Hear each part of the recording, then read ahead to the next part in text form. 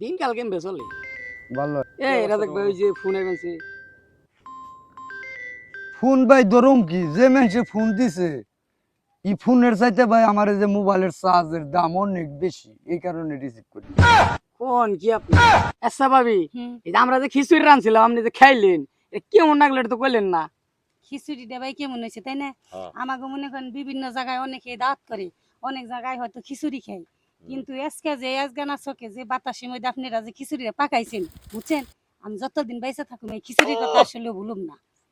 মানে খিচুড়িটা খুব স্বাদ হয়েছে, মানে মজা হয়েছে আমার খুব। মনে করেন যে থাকলে আমি আরেকটু নিয়ে গেতাম বাসায়। আরেকদিন আমি খাইছিলাম আসলে না, সত্যিকারই শয়তানি কোনো কথা না, এমনি মজার খিচুড়ি খুব কম হয়। আসলে বাবুর্চি তো আমাকে ওই যাবর দুবাইয়ের বাবুর্চি।